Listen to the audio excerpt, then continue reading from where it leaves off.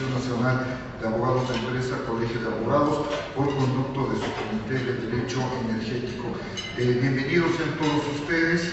El día de hoy vamos a empezar nuestra sesión con una ponencia del licenciado Sergio Mazo, quien es subdirector de Desarrollo de Negocios de PEMEX, Exploración y Producción, y obviamente el principal responsable del desarrollo de este tipo de contratos. Previamente, nuestro presidente de la ANADE, el licenciado Gerardo Nieto, nos va a dar unas palabras introductorias de bienvenida a este evento. Gerardo.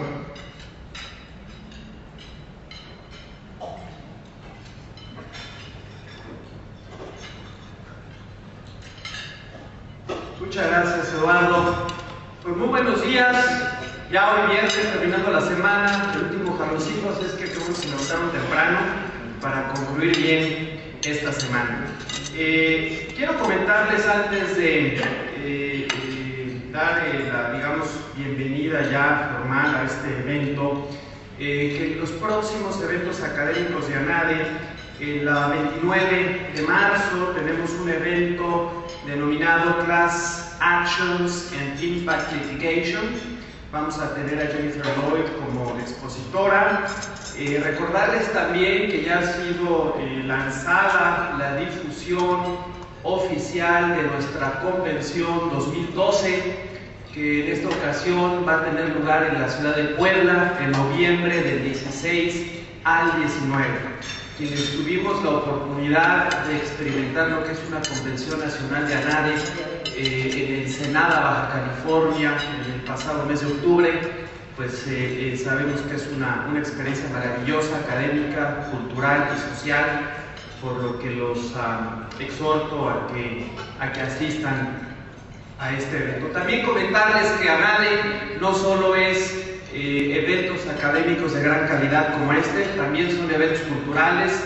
El próximo 5 de mayo, sábado, tendremos un evento social, familiar, que va a ser una visita a la sorprendente Parque Ecológico Xochitla, que le digo sorprendente porque quienes ya lo conocen creo que ya experimentaron ese sentimiento, y quienes no tengo la menor duda que lo van a experimentar. Da muchísimo gusto darnos cuenta de que en México contamos con este tipo de desarrollos ecológicos y que además están prácticamente en el Valle de México. Bien, pues bienvenidos a este muy interesante evento de la ANADE que organiza el Comité de Derecho Energético. Como ustedes saben, la ANADE, como Colegio de Abogados, es un foro de análisis, de intercambio de ideas, de opiniones, sobre los principales temas jurídicos que inciden en las actividades de las empresas, tanto mexicanas como transnacionales.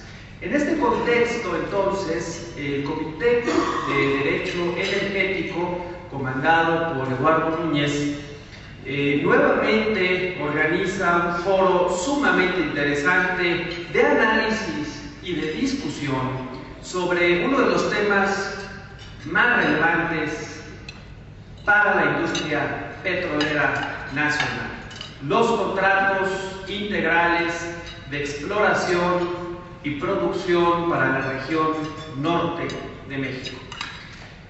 En esta mañana, pues, representantes de Petróleos Mexicanos, Exploración y Producción nos expondrán aspectos sustantivos de estos contratos, para después, con la participación de expertos y desde luego de todos nosotros como abogados y representantes de empresas del sector, podamos comentar, opinar, retroalimentarnos y generar ideas y conclusiones que logren los equilibrios contractuales que desde luego son indispensables para materializar este tipo de proyectos.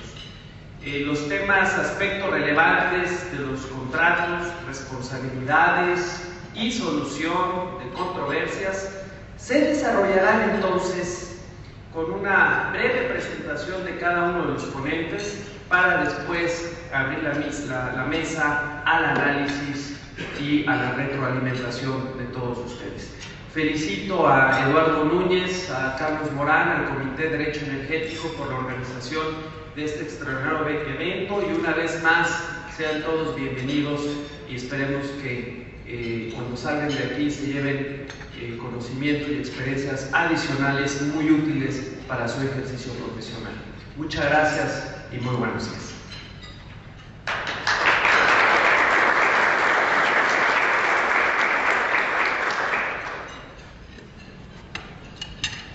Muchas gracias, Gerardo. El programa del día de hoy es un programa bastante sencillo donde vamos a dividir prácticamente nuestra sesión en 4 diferentes mesas.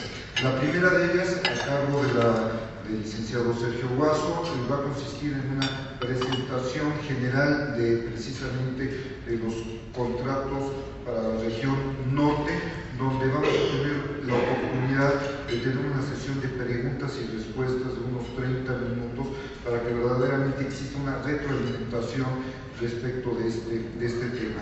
Después vamos a tener una mesa donde vamos a platicar sobre ya aspectos eminentemente jurídicos, aspectos relevantes, donde van a participar de manera particular el licenciado José Antonio Pérez Chávez, también de Pemex Exploración y Producción, el licenciado David Enríquez, abogado de Goodrich, y quien ha tenido una importante experiencia precisamente en la primera ronda de bloques de la región sur, trabajando con la empresa Petrofrac. La siguiente mesa, la tercera mesa que vamos a tener, va a tratar el tema de responsabilidades. Diferentes tipos de responsabilidades que se derivan precisamente de estos contratos. Vamos a hablar de responsabilidades contractuales, responsabilidad ambiental, y también vamos a tratar un tema importante para todos nosotros, que es la mitigación de riesgos a través de seguros y garantías. Y finalmente vamos a tener una cuarta mesa donde vamos a tratar el tema relacionado con los mecanismos, los diferentes mecanismos de solución de controversias que se plantean precisamente en los contratos. La idea de cada una de las mesas es de que vamos a tener una sesión muy breve con una plática, más que una presentación formal, va a ser una plática de cada uno de los ponentes breve de 10-15 minutos, y posteriormente vamos a abrir el panel a la mesa, a preguntas y respuestas y a la participación de todos ustedes. La idea de este foro de análisis y discusión es que precisamente las principales empresas, las empresas que están participando como licitantes precisamente en esta licitación de los 6 bloques, los consultores, los abogados, las empresas especializadas que están apoyando a todas esas empresas, puedan expresar sus opiniones, hacer preguntas y se pueda lograr una verdadera retroalimentación, y que ese sea un ejercicio que verdaderamente nos sirva en nuestro desempeño profesional y participar exitosamente en estas rondas, en estas licitaciones. Sin mayores preámbulos, me voy a permitir leer de manera muy breve el amplísimo currículum del licenciado Sergio Guaso, quien es nuestro primer ponente. Sergio Guaso es el subdirector de Desarrollo de Negocios en Pemex Exploración y Producción. Con experiencia profesional en economía y econometría, Sergio encabeza el equipo de responsables de desarrollar nuevos esquemas contractuales para Pemex Exploración y Producción. El diseño del programa de contratos integrales de exploración y producción es resultado de un esfuerzo de 3 años para dar a Pemex una filosofía de contratación alineada con las mejores prácticas internacionales. La carrera de Sergio en Pemex inició en 1990. Ha desarrollado modelos econométricos para el mercado nacional, trabajando posteriormente al frente de la gerencia de precios en Petróleos Mexicanos. Su experiencia internacional comenzó cuando en 1997 fue transferido a la oficina de Pemex Internacional en Houston. Allí trabajó en la estrategia de mercado para crudos pesados en el Golfo de México de Estados Unidos. En 2001 se le encomendó encabezar un nuevo esfuerzo en contratación en Pemex. Este esfuerzo condujo a un modelo de contratación inédito en la industria petrolera nacional, denominado comercialmente contrato de servicios múltiples, que muchos de ustedes conocen, los contratos de Burgos, y este modelo sirvió como base para una serie de rondas de licitaciones en la cuenca que acabo de mencionar, que involucraron a compañías operadoras contratadas por Pemex para el desarrollo de reservas probadas de gas. En 1985 obtuvo la licenciatura en Economía por la Universidad Autónoma Metropolitana. En 1987 obtuvo la maestría en la misma área en el Colegio de México, donde también impartió clases de economía. Démosle la bienvenida con un aplauso al licenciado Sergio Vaso.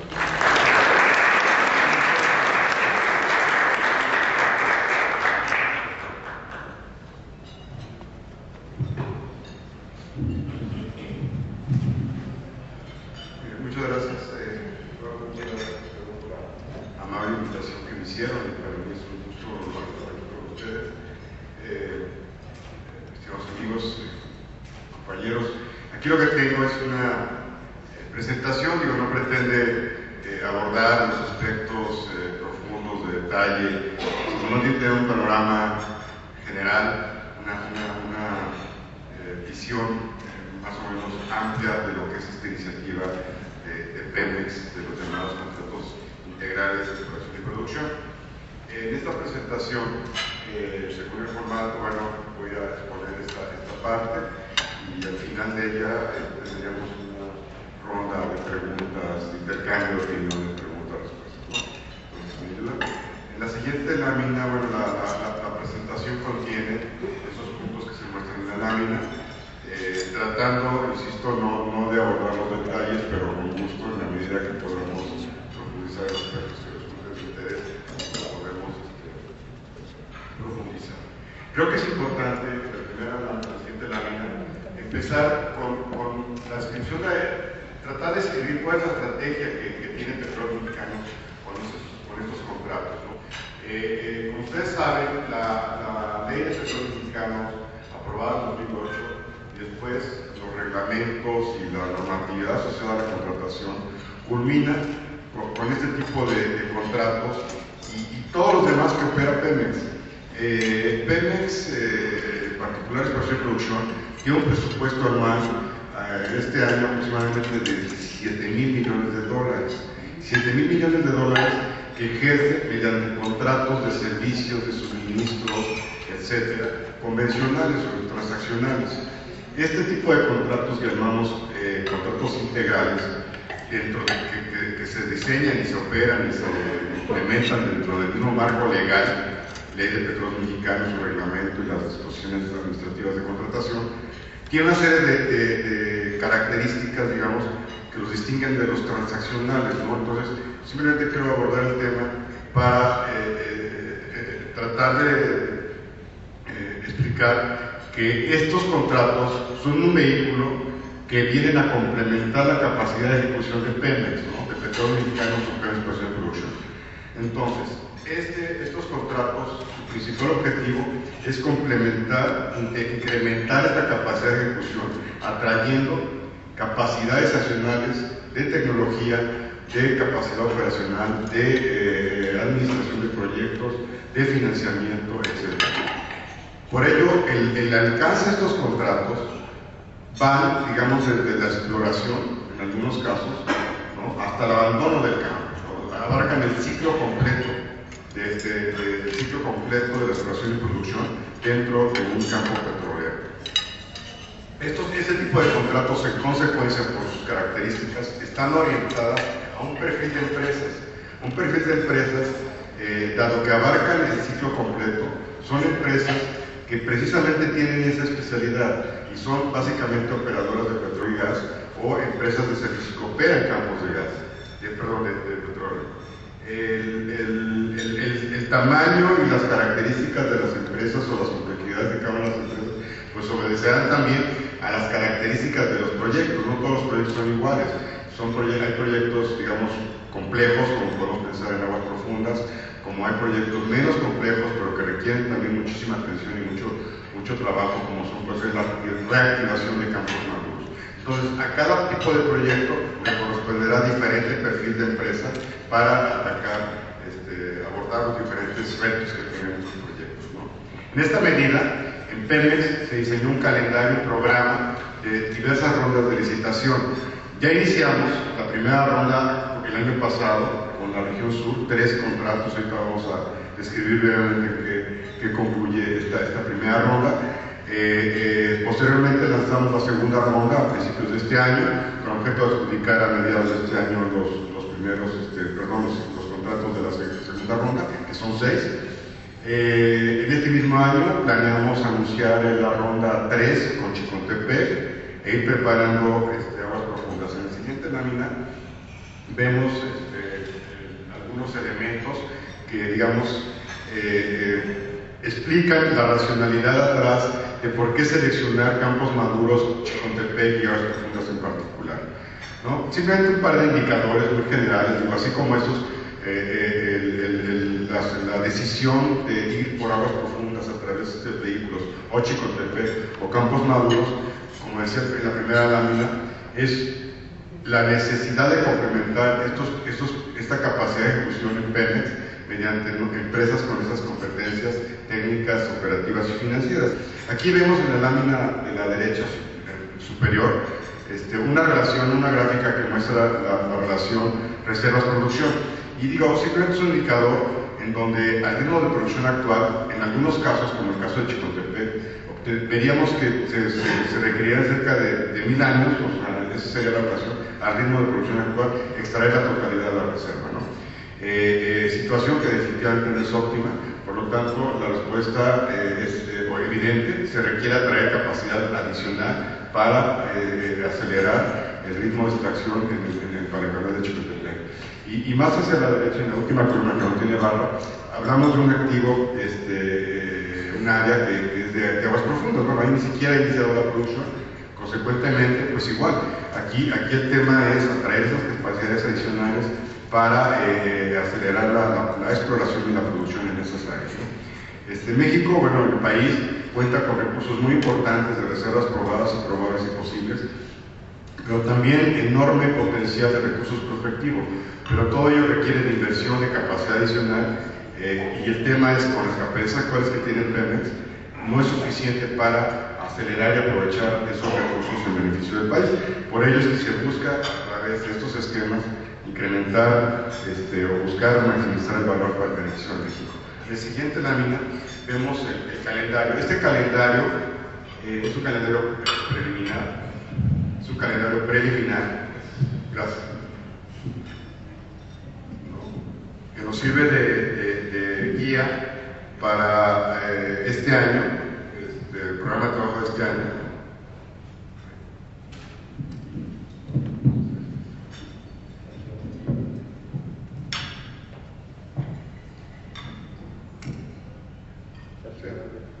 Gracias.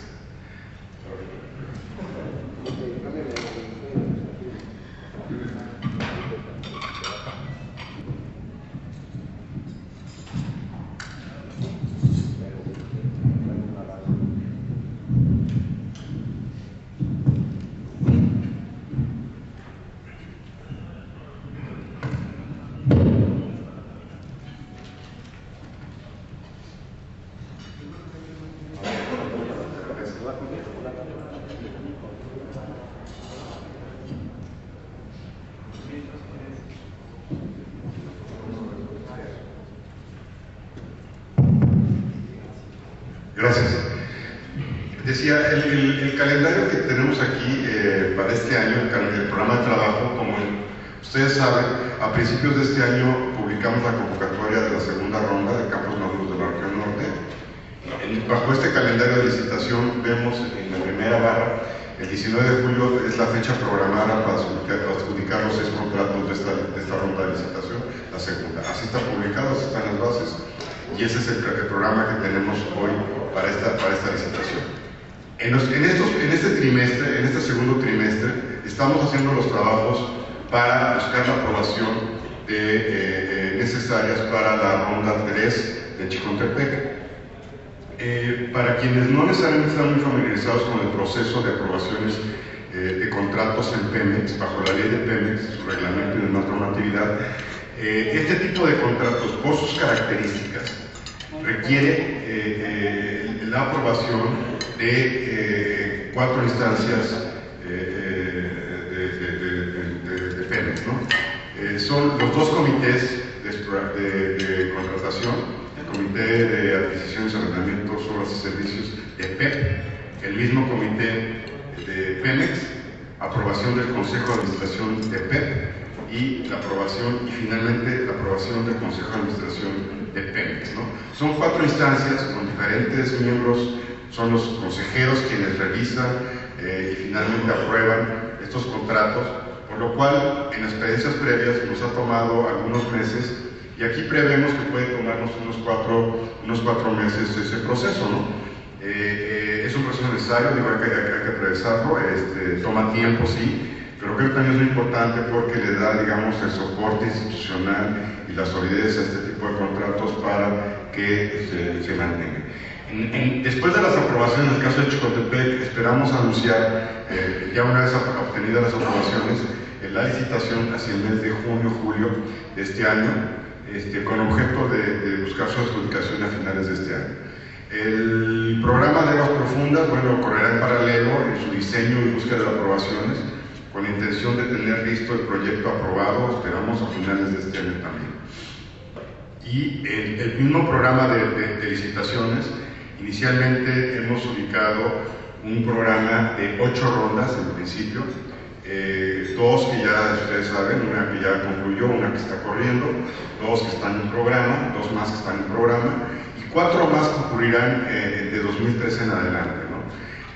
Rondas que involucran algunos proyectos de aguas profundas adicionales, algunos campos maduros adicionales, y contempla también algunas áreas para campos de proyectos de recursos no convencionales.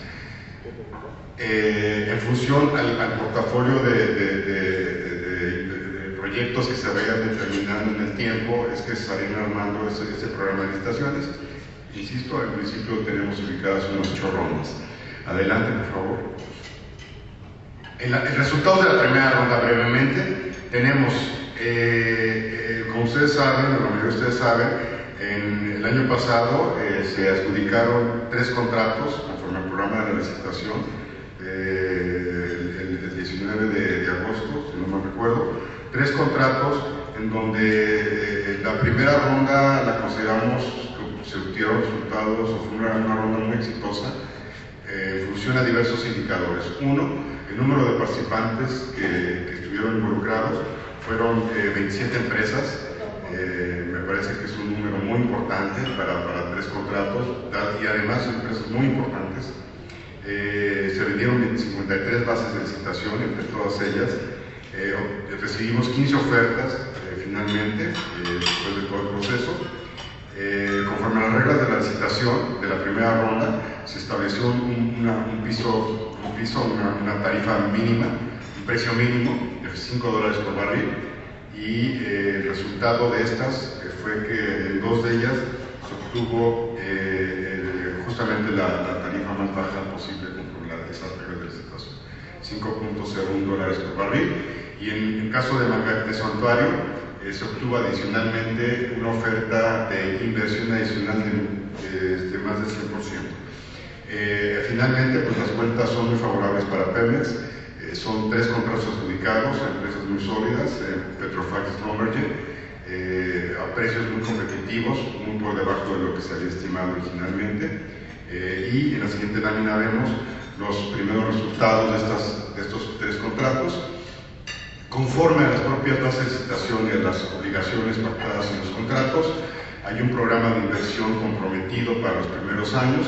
Como vemos en la lámina, contractualmente estas empresas en los 3 bloques tienen que invertir del orden de $140 millones en 2012-2013. Con estas inversiones, nuestras estimaciones y cálculos que también las propias empresas han elaborado, nos están arrojando poco más de 40,000 barriles días de producción adicional por año. Es decir, simplemente una cuenta muy rápida, sin entrar a detalles económicos, vemos que el valor de la producción de un año, de los 40,000 barriles día, con los precios actuales, equivale más o menos a 1.400 millones de dólares. Es decir, unas 10 veces lo que se está invirtiendo. Es decir, el Estado mexicano, Pemex, Exploración y Producción, no destrae un centavo de ello, ¿no? Es inversión privada y obtenemos unos beneficios muy importantes para el gobierno, para la empresa, y evidentemente el inversionista obtendrá su retorno también esperado. Nos parece finalmente los primeros resultados son muy buenos, muy favorables, insisto, tanto como el proceso licitatorio como ya de la ejecución o de las primeras acciones de estos contratos. Bueno, estos resultados positivos, pues evidentemente nos motivan, ¿no?, para seguir adelante, empezar a revisar, a diseñar, a perfeccionar y corregir algunos temas que vimos en la primera ronda. Es un proceso que busca mejorar, que busca afinar, que busca eficientar en cada una de las partes, como cualquier negocio. En la siguiente lámina, en la siguiente sección tenemos una descripción breve de lo que es el modelo. El modelo contractual, sin entrar a todos los detalles, al menos para la segunda ronda, vemos en primer lugar las áreas o los bloques de esta segunda ronda. Son 6 contratos que se relacionan a 6 bloques o áreas, 4 áreas terrestres, 2 áreas marinas. Quizá, sin entrar tampoco a los detalles de los números, los datos relevantes son el volumen de reserva. Estamos hablando de más de 200 millones de barriles de petróleo crudo equivalente, volumen muy importante, pero todavía más importante, el volumen original que están en esas áreas. Estamos hablando de 10,000 millones de barriles de volumen original. ¿Qué significa eso? Digo, si lo podemos poner en perspectiva, vemos, por ejemplo, que las reservas totales del país son poco más de 40,000 millones de barriles de petróleo equivalente. Aquí estamos hablando del volumen original en estas áreas, 10,000 millones de barriles. 10,000 millones de barriles cuyo factor de recuperación en estos bloques en promedio es poco más del 12%. ¿Qué significa eso? Que el promedio, el estándar, en técnicas más o menos convencionales, el factor de recuperación alcanzable es del orden de unos 23%. Es decir, hay 10% de volumen original potencialmente extraíble en estas áreas, el 10% de 10,000 o 11,000, estamos hablando de 1,000 millones de barriles potencialmente a extraer. Y para hacer más sencillas las cuentas, son 1,000 millones de barriles que se pueden extraer aquí, a un valor de $100 el barril, son 100,000 millones de dólares de valor económico en estos bloques, ¿no? Entonces, es enorme, es impresionante esto. Entonces, estamos motivados, son proyectos muy importantes de muchísimo valor, que conlleva también muchísimos retos y diversas implicaciones económicas. Para entrar un poquito en detalle a los aspectos contractuales de estos bloques, adelante. El alcance, en general, estos contratos, como decía en un principio, abarcan el ciclo completo de la exploración y producción, ¿no? Es decir, son todas las actividades requeridas, el contratista se encarga de ejecutar todo lo necesario para explorar, desarrollar y entregar barriles a Pemex, ¿no? El contratista entonces toma los estudios, adquiere la sísmica, perfora los pozos, realiza los estudios necesarios, construye la infraestructura, y todo ello para que el entregable de toda esa inversión son barriles a Pemex. Como vamos a ver más adelante, después que pasa con los barriles, vamos a explicar qué va a pasar con ellos, ¿no?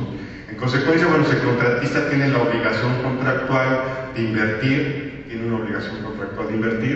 de ejecutar trabajos bajo ciertas reglas y de entregar la producción a Pemex.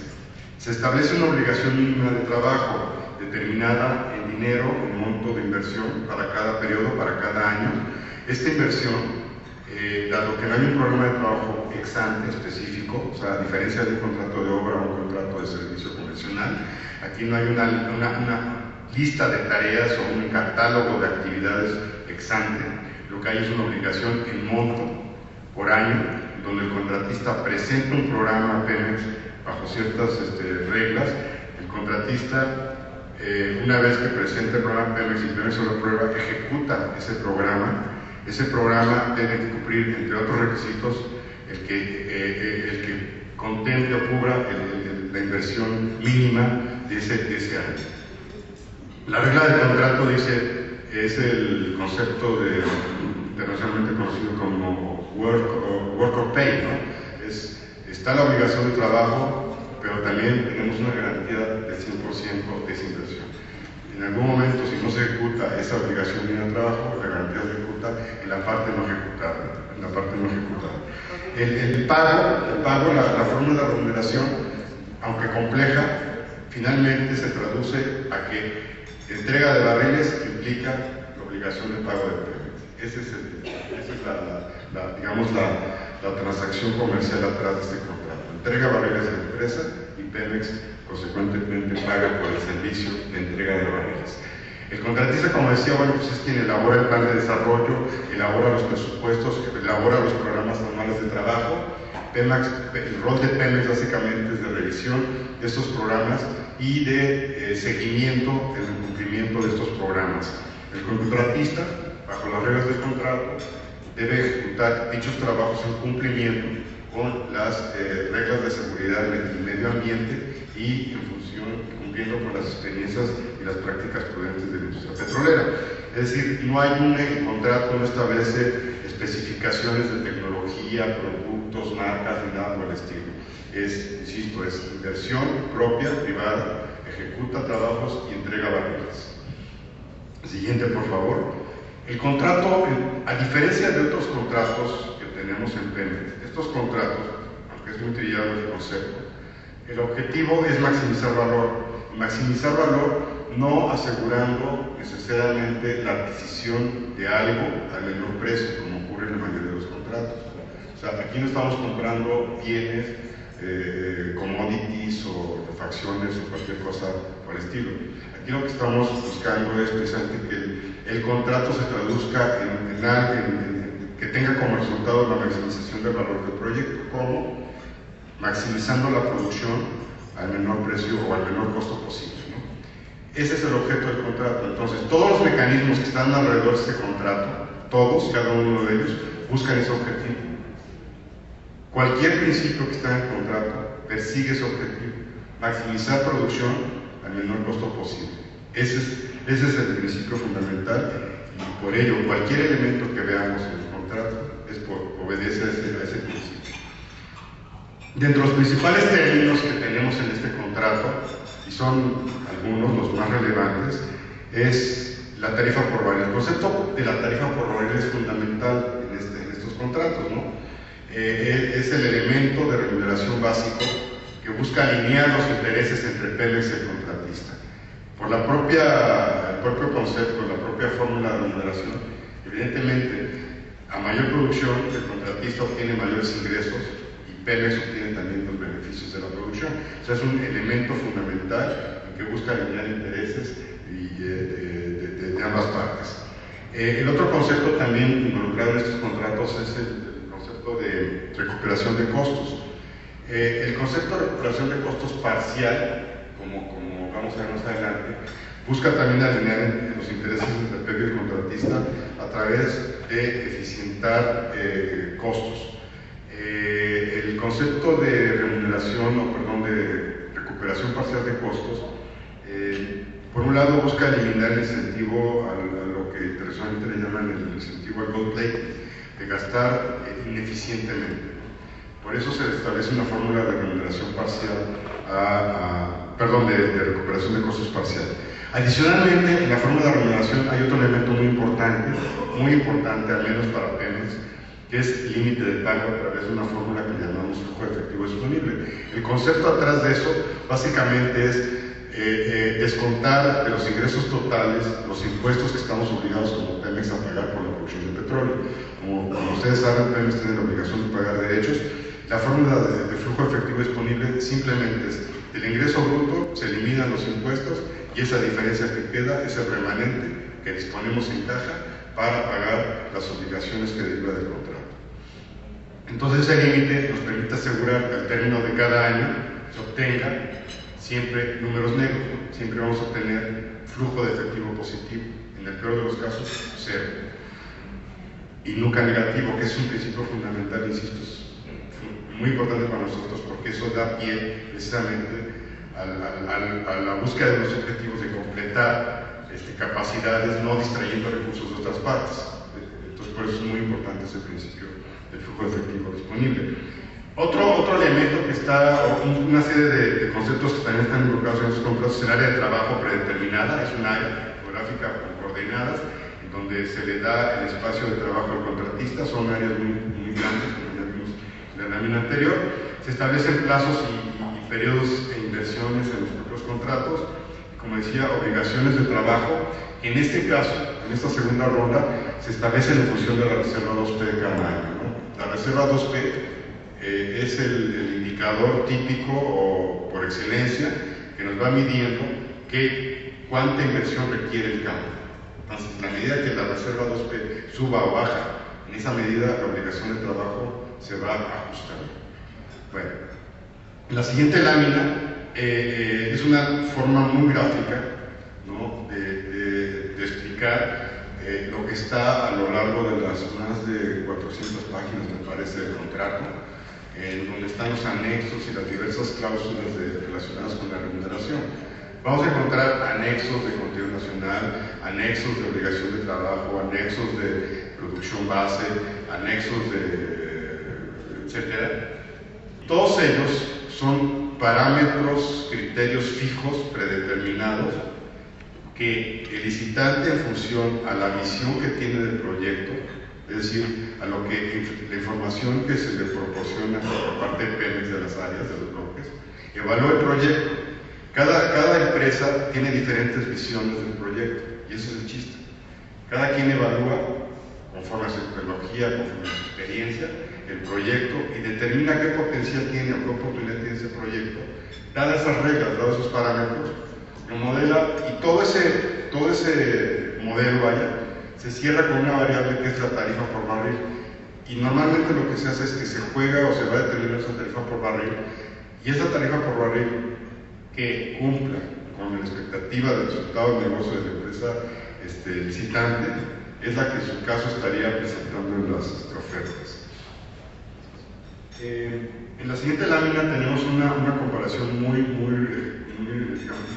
resumen de las principales diferencias entre el modelo de la primera ronda con el modelo de esta segunda ronda. Y digo, abarcamos diversos temas, tópicos, como el propio procedimiento de la licitación. Algún cambio que tuvimos, por ejemplo, fue iniciar con los talleres. Los talleres en la primera ronda los iniciamos desde el punto de vista ya muy tarde, ya muy avanzado el proceso de licitación. En este caso, en la segunda ronda lo empezamos lo más temprano posible. Me parece sí ha dado resultados positivos. Sí, me parece que se han podido resolver puntos, aclarar, incluso tener retroalimentación en una dinámica mucho más flexible, mucho más amigable, para después darle la formalidad del caso a través del proceso de juntas de declaraciones. En el proceso también es más ágil el cargo, es decir, el manejo de planteamiento de preguntas a través de una revista informática que tenemos en el portal, en la página de internet de esta licitación, que le llamamos e-room, en donde el licitante se le da una clave de acceso, el licitante carga la pregunta y de una manera muy simple va seleccionando el bloque a que le quiere aplicar la pregunta, y eso agiliza el planteamiento de las preguntas, ¿no? En el caso de la calificación crediticia, que es un requisito de calificación, se ajustó la escala con un notch, es un punto adicional para el requisito de calificación crediticia. La otra modificación que hicimos es que en la primera ronda nos la complicamos porque empezamos a establecer escalas diferentes según el número de ofertas que quieran presentar, etc. En esta segunda ronda simplemente se establece la misma escala para cualquier, no importando el número de ofertas que piense presentar el contratista y el licitante. El tercer punto, que me parece uno de los más importantes, y ahí sí quisiera llamar la atención, porque es muy importante, me parece, al menos en el proceso de licitación sí va a ocurrir. En la primera ronda establecimos un piso que se reveló desde el principio, desde el inicio de las bases dijimos, la tarifa mínima será $5 y todos los licitantes sabían que menor de $5 no era calificable, por lo tanto todos entraron arriba de los $5. En este caso tenemos una tarifa máxima y una mínima, pero que esta se va a revelar hasta el momento de la presentación de las ofertas, ¿no? Es decir, no hay sesgo en este momento de inclinar hacia las tarifas más bajas que estamos visualizando o a una más alta que en nuestro caso estaremos llegando. Estamos dejando un poco libre la evaluación, buscando precisamente que la visión de las diversas operadoras se oriente a un resultado que estamos también nosotros esperando tener, es decir, mediante un rango de tarifa mínima y máxima. Recuerden que la tarifa mínima y máxima obedece, conforme al modelo económico, a dos principales variables. Uno, la eficiencia de costos, o sea, qué tan eficiente es la empresa en ejecutar las cosas, ¿no? Y dos, la tecnología o la capacidad de producción que tiene, ¿no? Es muy sencillo, ¿no? Porque es tarifa por barril, $10 por barril. ¿Cuánto cuesta sacar cada barril? Si con la misma inversión podemos sacar más barriles, porque son tecnológicamente más competentes, ¿no? Pues son capaces las empresas de ofertar una tarifa más baja, no porque pueda comprar más barata las cosas, sino simplemente porque puede sacar más a lo mismo, ¿no? Porque tecnológicamente es más eficiente. Y entonces, por esa razón, estamos buscando que a través del rango que se establezca, se orienten las ofertas en ese rango. El otro criterio que también es importante es el otro elemento que es importante, es el criterio de desempate. En la primera ronda, lo que fijamos es un criterio de empate cuando dos ofertas, la diferencia entre la oferta más baja y la que le sigue sea menor al 2,5%, se calificaba como empate, y el criterio de desempate ocurría cuando se oferta aquella empresa o aquel licitante que oferte mayor inversión, mayor obligación de trabajo. En esta ocasión lo que pusimos fue un criterio de desempate más amplio todavía y un criterio de desempate jugando con la fórmula de la obligación mínima de trabajo, estableciéndole un piso, ¿no? Lo que equivale a esta fórmula, a final de cuentas, es como una evaluación de puntos y porcentajes en donde se le da una ponderación al precio, en este caso la tarifa por barril, y otra ponderación a la inversión. Entonces, estamos ponderando de alguna manera la evaluación de la oferta, no solamente con el precio, sino también con la obligación de trabajo. Otra diferencia también en la fórmula de remuneración, en la primera versión teníamos todos los gastos, OPEX y CAPEX, reembolsan el 75%. En esta segunda ronda, lo que dicen las bases es las inversiones en exploración son reembolsables al 100%. Dadas las características de estos bloques, dado el potencial exploratorio que tienen, es muy importante incentivar la exploración. Por ello es que se pone en la fórmula de remuneración como al 100% reembolsable toda la inversión exploratoria. Y la exploración puede ocurrir en cualquier momento del plazo. O sea, no importa, necesariamente será muy intensa en la primera fase, pero puede continuar en los siguientes años. La obligación mínima, como decía, es una fórmula que depende de la reserva 2P, y en la participación de Pemex continuaremos en esta figura de participación como parte, en una participación en el contratista a través de un vehículo especial que vamos a ver más adelante. Siguiente, en la fórmula de pago, de una manera muy gráfica, la siguiente. Lo que tenemos aquí es, cada mes se calcula la remuneración como la multiplicación de la producción por la tarifa más el gasto reembolsable. Como decía, se suma el 100% del gasto exploratorio más el 75% de todos los demás gastos. En algunos bloques tenemos producción base, producción exterior, y en esos casos también se suma una parte del manejo de la producción exterior o manejo de la producción base. Gráficamente, como se estaría viendo esta fórmula de remuneración, más o menos veríamos esto. En esta gráfica de la derecha, en la parte negativa, digamos, son los gastos que incurre el contratista año con año. En la parte superior o positiva, la primera línea serían algo así como nuestros ingresos brutos, los ingresos por la venta de petróleo, ¿no? los ingresos que obtiene Pemex. La segunda línea sólida esta gráfica sería el concepto de flujo de efectivo disponible. ¿Qué quiere decir? Que la diferencia entre la primera línea de arriba, la más alta, y la segunda, esa diferencia son los impuestos. Es lo que tendríamos que pagar la Hacienda.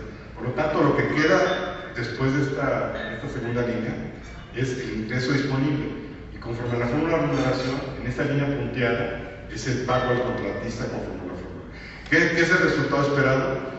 Que los primeros años se emplee la totalidad del flujo efectivo disponible para amortizar o pagar las inversiones del contratista que ocurren en los primeros años. Eventualmente, en el tiempo, se espera que esa inversión se esté pagando y después se vaya obteniendo alguna diferencia. Y la diferencia está entre la línea punteada y la segunda línea sólida sería la utilidad neta de PEP en este caso, ¿no? Un concepto que es muy importante en esto es como decía yo, el flujo efectivo disponible. En la siguiente lámina es el anexo 3 del contrato, que está lleno de fórmulas. En realidad lo que trata de expresar, o lo que expresa ese anexo, es el flujo que nos queda después de impuestos. Resulta que el sistema fiscal de Pemex, el régimen fiscal de Pemex, la Ley Federal de Derechos, está lleno de reglas y condiciones y una serie de fórmulas muy complicadas, pero al final del día el sistema fiscal se puede expresar como un sistema en donde los impuestos a pagar son proporcionales al precio, como una tasa que va variando en función del precio.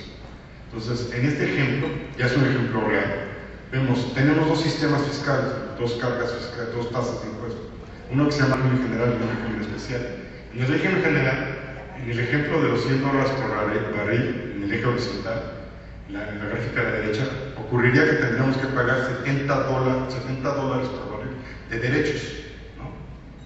Si el precio se ubica, digamos, en $50, pagaríamos de derechos. Igual en el régimen especial, los correspondientes valores. La diferencia que está en este caso ilustrado en la barrita gris indicaría ese flujo de efectivo disponible, ¿no? Es decir, el ingreso que nos queda una vez que pagamos impuestos. Bueno, si podemos expresar los impuestos como una fórmula, una ecuación en función del precio, también podemos expresar lo que es flujo de efectivo disponible como una fórmula en función del precio. Por eso en el anexo 3 van a encontrar estas fórmulas muy raras, en donde dice flujo efectivo disponible, una serie de parámetros en función del precio. Y ese es lo que ilustra, lo que expresa eso, es la barrita gris, ¿no? Que es el flujo efectivo a diversos niveles de precio. Esa fórmula, en realidad lo que me está haciendo es el CAP que tenemos disponible para pagar al contratista. En el caso de que en un año, como veíamos en la lámina anterior, no nos dé a pagar la totalidad, se acarrea la diferencia al siguiente año y así se va moviendo hasta que se termina de pagar las obligaciones. Siguiente. El concepto de gastos elegibles y no elegibles al contrato, hay un anexo que se llama de registro financiero, que a nivel internacional es un concepto, yo diría que es una especialidad. En todos los contratos petroleros hay una fórmula, un anexo, un contrato mismo, que se llaman los accounting procedures. Este es un ejemplo de ello, es una aplicación de es un tema, digo, es toda una especialidad, como digo, sin entrar a los detalles, pero básicamente lo que explica son las reglas de contabilidad o de, ¿no? financieras para calificar lo que es elegible de lo que es elegible. ¿Y qué quiere decir eso? Aquel que califique como elegible pasa a ser recuperable para el contratista. Y hay una serie de criterios, reglas, pues, en donde se van discriminando a aquellos que no califican como elegible. Aquí de manera ilustrativa mencionamos, por ejemplo, el financiamiento. Dado el modelo, el financiamiento que incurre, el costo de financiamiento que incurre el contratista no es elegible, no recuperable, ¿no? Y así podemos encontrar una serie de puntos. Siguiente, por favor. Al final de cuentas, la operación financiera atrás de esos contratos, vamos a encontrar que el contratista ejecuta, gasta una serie de insumos, ¿no? Materiales, mano de obra, su nómina, rentas, etcétera. Conforme a la cuenta operativa, va a ir mapeando esos gastos a los activos, es es decir, al pozo 1, al pozo 2, al pozo 3, al ducto, etcétera, lo que se vaya ejecutando en el campo. Al final nosotros vamos a conocer en qué se gastó eso con esas reglas y con el contrato, en ese propio anexo 6, ¿no? Vamos a generar un concepto que se llama el certificado de gasto recuperable. Eso acredita para que, conforme a la fórmula de remuneración y otras variables como la producción, los precios del petróleo, etcétera, determine el monto a pagar en ese mes. Ese es más o menos lo que establece este contrato. El contratista gasta, carga la información, sigue un protocolo de carga de información, se genera ese certificado. Con las demás variables vamos a calcular el monto a pagar en ese mes al contratista. A final de cuentas, en la siguiente lámina, ¿qué ocurre atrás de todas estas operaciones? Nos ubicamos una vez. A final de cuentas, en la gráfica de abajo vemos el contratista, la operación lo que va a hacer es compra insumos a los mercados, ¿no? Pues renta equipos, compra materiales, evidentemente paga por ellos, ejecuta los trabajos, perfora, construye, mantiene, opera, nos entrega barriles en PEP, conforme al contrato. Conforme al contrato, PEP paga la remuneración al contratista, PEP vende al mercado los productos, el petróleo, el gas, los condensados, con los ingresos que obtiene paga los impuestos a Hacienda, ¿no? Y contablemente y fiscalmente, digamos, los conceptos son muy sencillos. Para el contratista, todos los pagos son deducibles. Los ingresos acumulables es efectivamente el pago recibido por Pemex. Pemex deduce lo que esté pagando el contratista, o sea, es su deducible. Y evidentemente su ingreso acumulable es el ingreso que obtiene por la venta de los productos, ¿no? A final de cuentas, digamos, sin entrar a los detalles contables y fiscales, esa es la operación que ocurre atrás de estos contratos.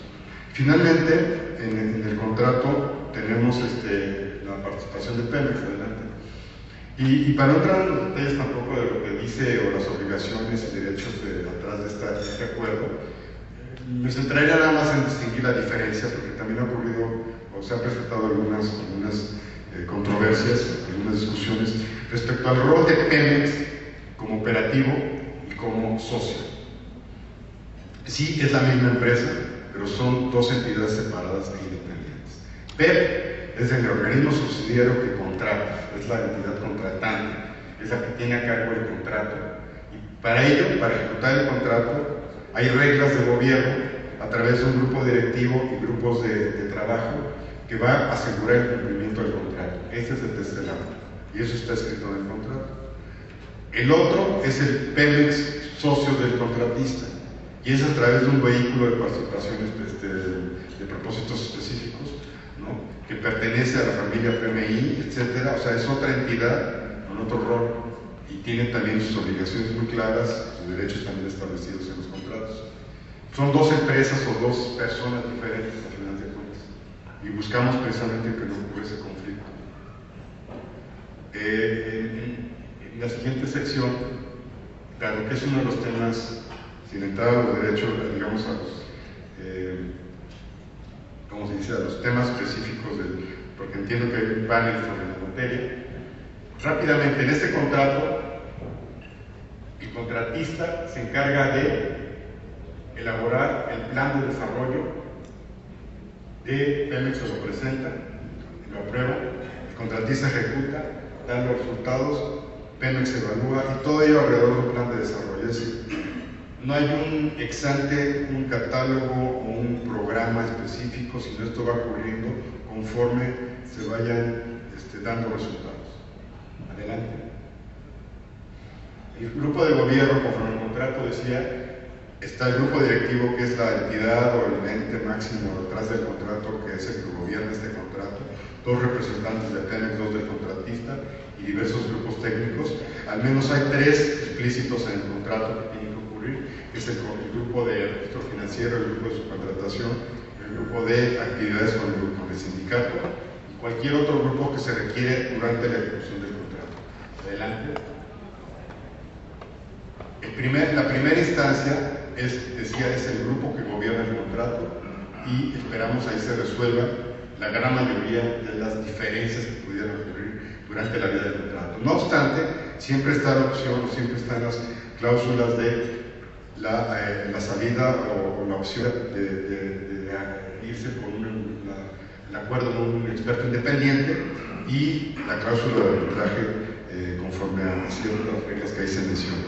Finalmente, para cerrar, tenemos aquí lo que es la siguiente, la licitación de esta segunda ronda. Adelante. Este es el calendario. Como decía, ya se publicaron las bases en la convocatoria en enero, se va a adjudicar el 19 de junio. Bajo este calendario, estamos ahorita en proceso de junta de aclaraciones, de visitas a áreas, etc. Adelante. Algunos números, estadísticas de esta licitación, pues ahí lo podemos ver. Se han vendido ya 58 paquetes, ¿no? Nos parece muy importante el avance. A más de 20 empresas, es el corte al 15 de marzo. Se han llevado 2 talleres, ya llevan 2 ciclos un primer ciclo de visitas, ya está programado un segundo ciclo de visitas a los campos. Ya ocurrió la primera junta de aclaraciones, se estiman llevar a cabo 2 más, y creo que el calendario va bastante bien, ¿no? En las reglas de calificación, en las bases establecen la fase de precalificación adelante, que es la revisión de esto, no es la evaluación de estos requisitos, sino es la revisión si cumple o no el contratista. Ahí es cumple o no cumple, es un sí o no. Aquellos licitantes que hayan acreditado esos elementos, 4 elementos: la existencia legal, la capacidad operativa y de ejecución, la cuestión ambiental, socioambiental, la cuestión financiera, a través de una calificación crediticia. Una vez acreditado, insisto, es un sí o un no. No se pondera o no se evalúa si una empresa tiene más producción o no, simplemente pasa este umbral o no lo pasó. Tiene derecho a presentar su oferta económica. Hay diversas fórmulas, la siguiente, en la que una empresa puede participar.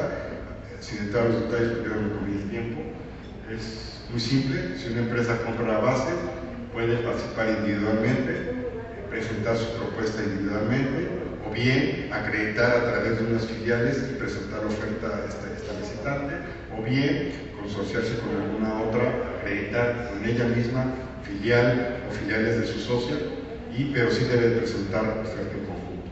Adelante. Y algo para cerrar esta presentación es, en el evento de la licitación, buscamos que sea un proceso súper simple, objetivo y súper transparente. Como decía, el licitante que haya acreditado sus calificaciones simplemente llega con su sobre de la oferta económica, que es un número, tarifa por barril, con su carta de que acreditó lo que habíamos mencionado anteriormente y la garantía de seriedad. Son 3 papeles con los que llega el día de la licitación. Se abren las propuestas de la oferta económica bajo las reglas de la licitación. Es muy sencillo comparar cuál es la tarifa más baja, y aquel licitante que presente la tarifa más baja dentro del rango establecido es quien gana el contrato, y en el mismo evento se adjudica, se presenta, se evalúa y se adjudica y se falla el contrato. De esta manera, con eso concluyo esta presentación y les agradezco mucho la atención. Muchas gracias.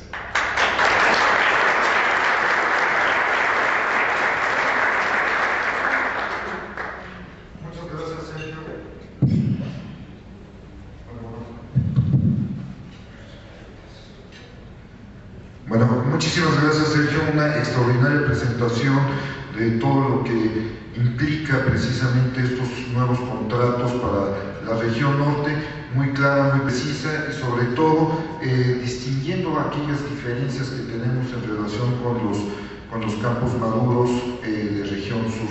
Creo que fue bastante clara y precisa esta presentación. Vamos a abrir ahorita la sesión de preguntas y respuestas. Les vamos a solicitar que por favor se identifiquen con su nombre, la empresa a la que representan, y obviamente que por favor las preguntas sean muy concretas. Si fueran tan amables, hay un micrófono que está abierto. Les vamos a pedir que por favor utilicen el micrófono para que pueda quedar registrada su pregunta.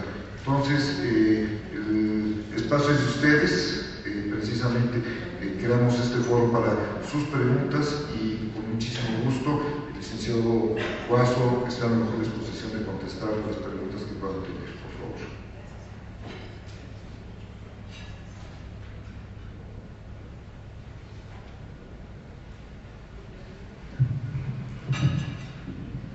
Hola, buenos días. Laura Monterche, de México. Quisiera preguntar cuál fue la razón que tuvieron para cambiar la obligación mínima de trabajo por un monto fijo, que fue la primera ronda, por una fórmula variable en función de las reservas 2P. En el caso de la primera ronda, el volumen de reserva 2P son números más o menos firmes, o muy firmes, pues, en términos de las evaluaciones recientes que hubo allá en la región sur. La región norte, a diferencia de la sur, son campos que no han tenido inversión por más de 40 años y por lo tanto el volumen de reserva, como vemos en la lámina, están subestimadas. Entonces, conforme las reglas de certificación de reservas, en la medida que ocurran inversiones, esos números tendrán que ajustarse en el tiempo. Entonces es muy riesgoso para las dos partes preestablecer un número con tanta anticipación, conociendo, sabiendo, estar consciente de que esos números se van a ir ajustando en el tiempo, necesariamente. Vimos el volumen original, el espacio que hay ahí entre el volumen actual, que son 200 millones de barriles de reserva, y el potencial que pudiera establecer, que pudiera ser hasta 1000, es muy amplio, el rango es muy amplio. Entonces, establecer un rango de obligación mínima de trabajo asociado a 1000 es muy riesgoso. Establecer una obligación mínima de trabajo asociado a 200 también es muy riesgoso. Por esa razón, se establece esta fórmula dinámica, ¿no? que va a permitir tener un equilibrio o un acuerdo justo, ¿no? Conforme a cómo se vaya desarrollando el volumen de las reservas en el campo.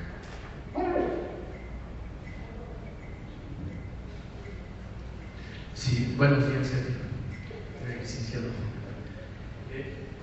En el caso de la participación del 10%. Por favor, su nombre y la empresa que representa. Perdón, Carlos. Gracias.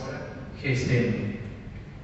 En el caso de la participación del 10% de Pemex, en este caso, ¿también Pemex hará una participación económica al caso? Sí.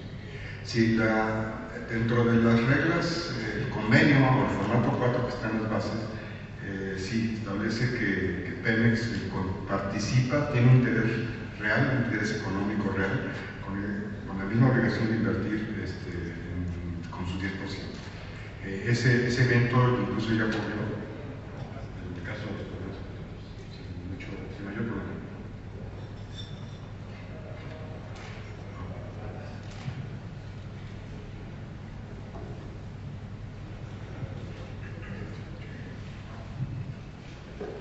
Hola, Sergio Rafael Corres de Mondragón Castro.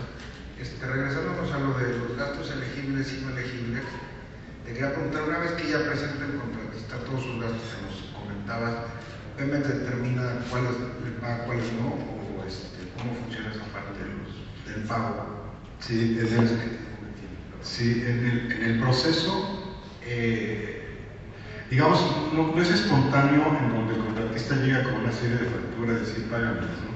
En realidad, todo el proceso nace desde el propio plan de desarrollo, el programa anual de trabajo, el presupuesto y una serie de mecanismos que van ocurriendo durante la ejecución, incluso un concepto por ahí que se llama autorización para gasto. Entonces son mecanismos que van ocurriendo en el tiempo.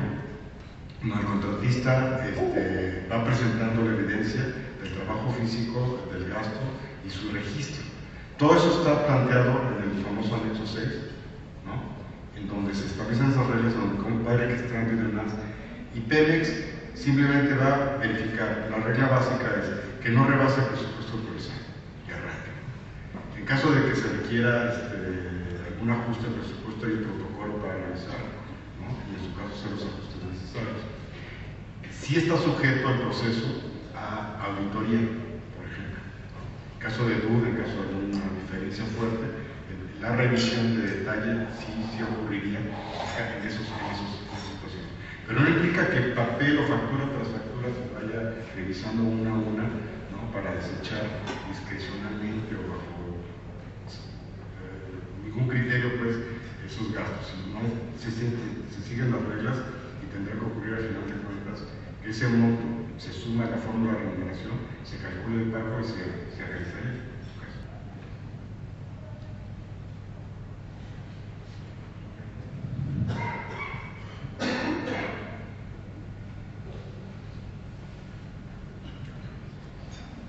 Hola, buenos días, Juan Santiago de PwC.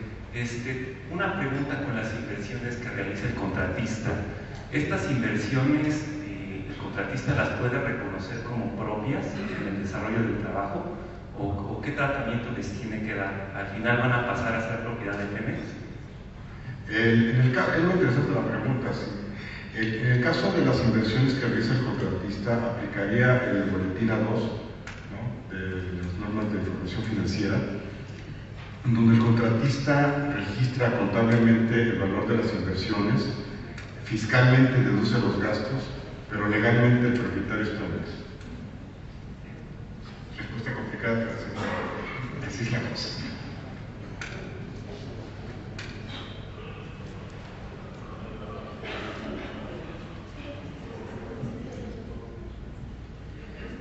Alfredo García de BP.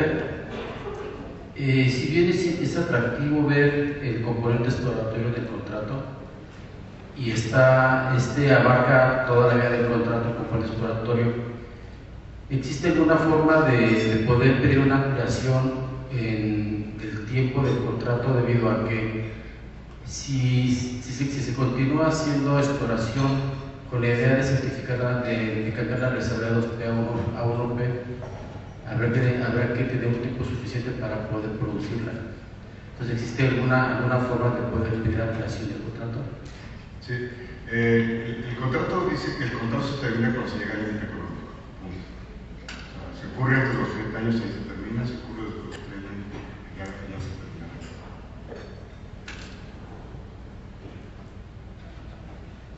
Sí, buenos días, Francisco Serra de Estuche. En caso de que la participación de la licitación y la oferta la efectúen diversos socios a través de un vehículo de propósito específico, ¿qué tan factible es posteriormente que haya un cambio en la participación accionaria o que ingresen nuevos accionistas de ese vehículo? Bueno, me parece que habría que entender mejor los detalles, pero si estamos hablando, digamos, de que un licitante acredita la regla de licitación, hay un actor bien importante en todo ello, ¿no?, que es quien acredita. Y esa entidad que acredita, empresa que acredita, es la que debe permanecer en todo momento. Es quien firma el contrato, es la que acredita, la que está atrás, es quien emite una cosa que le ponemos ahí en cuestión, la garantía corporativa. Entonces, la forma como se organiza eventualmente la empresa, el consorcio, lo que sea, o la empresa de propósito específico, está bien. Pero el tema aquí es que quien esté atrás permanezca todo el tiempo. Quien acredita está responsable del tema. Y hay ciertas reglas, ¿no? Si lo van a firmar otra empresa, no sabemos, está un tiempo ahí que se especifica, pero es factible, sí, siempre y cuando la empresa que acredita permanezca y se otorguen todas las garantías que están planteando. Buenos días, Miguel Ángel Mateo de Barrera Siqueiros, Islanda. En cuanto a la obligación de abandono, la cuenta de abandono que constituye el contratista, ¿hay alguna limitación en cuanto al tipo de cuenta que puede ser? ¿Puede ser de inversión o puede ser de algún otro tipo? Perdón, no escucho. La cuenta de abandono, donde el contratista tiene que depositar las cantidades, ¿tiene que tener algún tipo especial o puede ser alguna cuenta que el contratista escoja? ¿Vamos a ver una restricción para constituir la cuenta de abandono? No hay requisitos específicos. Más específico que sean comunes, nada más manejada por ambas partes.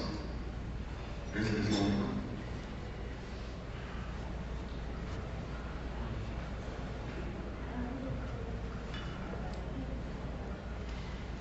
En el caso que se forme una sociedad, que es la SPE, bueno, en caso que no se forme, el acuerdo entre socios se rige bajo el acuerdo operativo. Cuando se forma una sociedad, ¿se hace otro contrato, como le llaman el Shareholders Agreement, o el que rige esa sociedad es el acuerdo operativo en todo momento? ¿El acuerdo operativo con Pemex o cuál? Con el BP. Pemex. No, yo son dos cosas. Uno es el acuerdo operativo con el BP, ¿no?, que rige la operación de ese vehículo con todos los demás, ¿no? Y otra historia será cómo se organiza el otro 90%.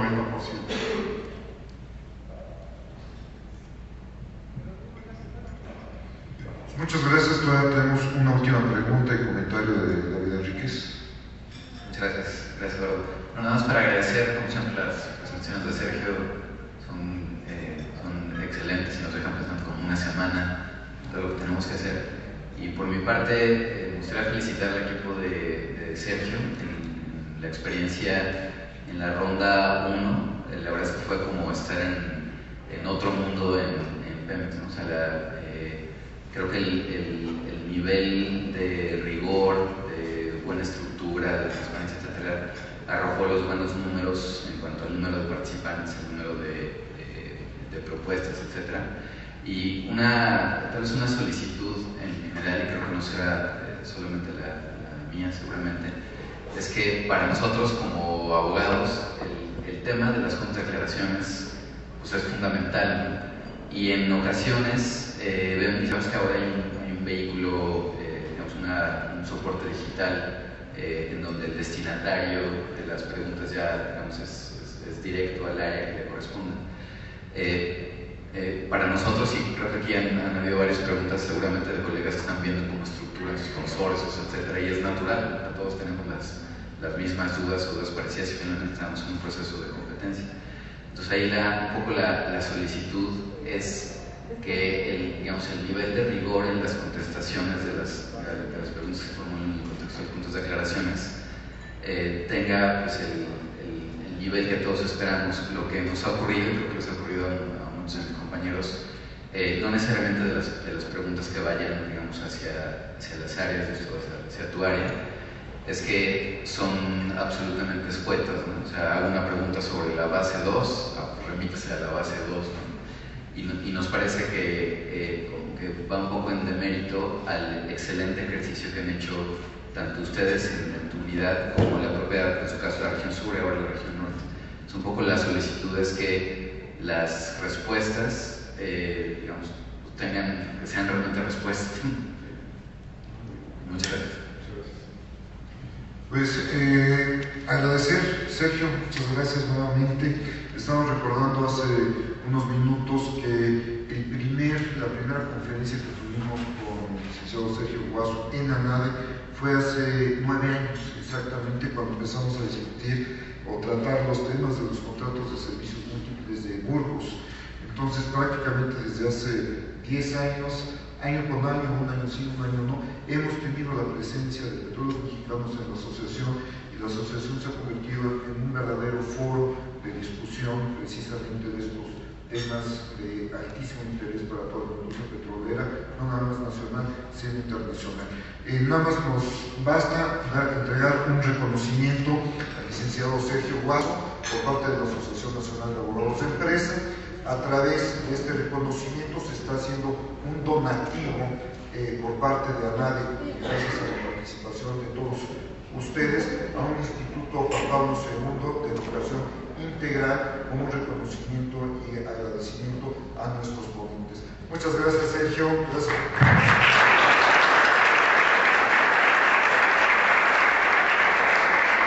Vamos a tener 15 minutos de receso y vamos a empezar a la